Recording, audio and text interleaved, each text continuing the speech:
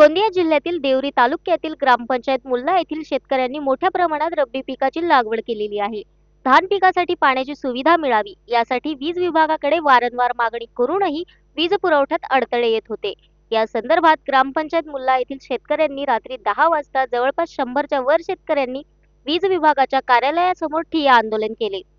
या आंदोलनाची दखल घेत आमदार संजय पुराम यांच्या पत्नी व जिल्हा परिषद सदस्य सविता पुराम यांनी आंदोलनस्थळी हजेरी लावून शेतकऱ्यांच्या समस्या ऐकून घेतल्या व त्यांच्या मागण्यांना पाठिंबा दिला।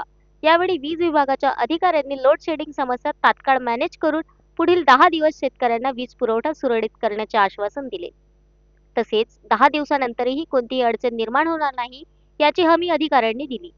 शेतकऱ्यांनी स्पष्ट इशारा दिला की जर 10 दिवसानंतर आमच्या मागण्या पूर्ण झाल्या नाही तर संपूर्ण कुटुंबासह वीज विभागासमोर ठिय्या आंदोलन करणार। नमस्कार, मी सविता संजय पुराम, माजी महिला बालकल्याण सभापती आहे। पुराडा जिल्हा परिषद क्षेत्राची जिल्हा परिषद सदस्य आहे। माझ्या क्षेत्रातली सर्व जनता इथे आलेली आहे। त्या दिवशी पण त्यांनी मला बोलवलं होतं। आम्ही सतत पाठपुरावा करत होतो। निवेदनसुद्धा क्षेत्राच्या वतीने देण्यात आलं। आत्ता मला फोन आलेला होता की इथे सगळेजण जमा झाले म्हणून यांची भेट घेण्यासाठी आली। आताच सन्माननीय जे उईके साहेब आहेत त्यांनी सांगितलं की लोड मॅनेजमेंट करून कसं थोडं, कारण अंधाराचा त्रास भरपूर पब्लिकला होत आहे। गरमीचे दिवस आहे, या कालावधीमध्ये सायंकाळचं लोड शेडिंग नकोच पाहिजे आहे, परंतु त्यांच्या पण काही समस्या असतात त्यामुळे त्यांनी केलेलं आहे। परंतु नक्कीच त्यांनी जे सांगितलं तर त्यानुसार आम्ही पाठपुरावा करत आहे। समजा जर उद्या परवापासून जर आम्हाला तसं काही दिसलं नाही तर पुन्हा आम्ही अशाच पद्धतीने यांना भेटायला येऊ। पूर्ण नाव सर आपलं? नमस्कार, मी प्रशांत उईके, डेप्टी इंजिनियर, देवरी सब डिव्हिजन।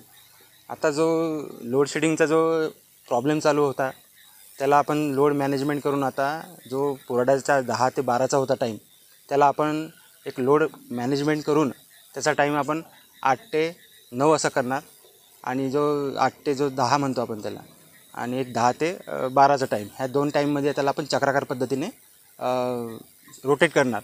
म्हणजे कधी 8 ते 10 राहणार आणि 10 ते 12 ह्या टायमिंगमध्ये राहणार, जेणेकरून जो बाकीचा जो लोड आहे त्यांचा त्या टायमिंगचा जो रात्रीचा जो त्रास सहन करावा लागत आहे तो तात्पुरत्यारित्या निपटून जाईल। बाकीचे जे आहे ते 7 दिवसामध्ये जो प्रॉब्लेम आहे हा पूर्णपणे सॉल्व्ह होऊन जाईल। आपण एक शेतकऱ्यांना 10 दिवसानंतर हे पूर्ण तोडगा निघणार असं आपण म्हणलं आहे, तर ते तोडगा निघणार? हो, त्याच्यामध्ये कसं आहे, देवरी सबस्टेशनचं एक 90% काम झालेलं आहे, 10% बॅलन्स आहे।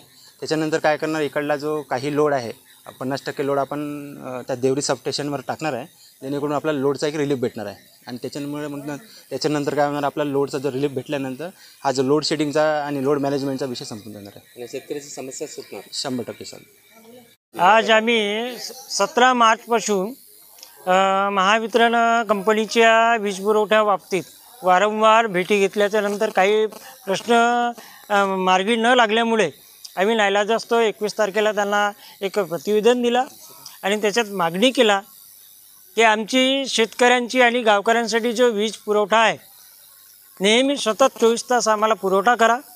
परंतु तेव्हाही न करता, कोणती कारवाई न करता रात्रीची सुद्धा त्यांनी लोड शेडिंग म्हणावं किंवा त्यांच्या मेंटेनन्स म्हणावं त्यांनी त्या पद्धतीनं चालू केला। त्यामुळे ग्रामीण भागातील आणि आपला क्षेत्र हा आदिवासी बहुगल नक्षल प्रभावित असल्यामुळे शासन स्तरावर याची नोंदसुद्धा आहे, तरी पण सुद्धा या ठिकाणी शासन आणि प्रशासनही कुंभकर्णाच्या झोपेत आहेत आणि शेतकऱ्यांना फाशेवर लटकवण्याचा कार्य करत आहेत। आज आपण किती शेतकरी इथे आले? या ठिकाणी मी लगभग 500 शेतकरी आणि गावकरी या ठिकाणी जमा झालो होतो। काय आश्वासन दिले आपल्याला अधिकाऱ्यांनी? या ठिकाणी आपले उपविभागीय अभियंता उके सर यांनी सांगितलं की माझ्या स्तरावरची जी स्थिती आहे ती तुम्हाला कोणत्याही परिस्थितीत 8 ते 10 दिवसापर्यंत कोणतीही अखंडित सेवा देऊ शकत नाही। त्यामुळे मी दिलगिरी व्यक्त करतो आणि मी तुम्हाला 10 दिवसाच्या नंतर सतत वीज पुरवठा करण्याचे आश्वासन देण्याची त्यांनी हमी दिली। 10 दिवसानंतर पुरवठा झाला नाही तर काय पुढची भूमिका काय राहील? जर 10 दिवसानंतर जर नियमित जर पुरवठा झाला नाही तर आम्ही ठिय्या आंदोलन याच महावितरण उपकेंद्राच्या समोर परिवारासहित या ठिकाणी ठेवण्याचं आम्ही निश्चित केलेलं आहे। Sunil Kawade, the sting operation news, Gondia. The sting operation news, सत्याचे दुसरे नाव, अन्यायावर लेखणीचा घाव।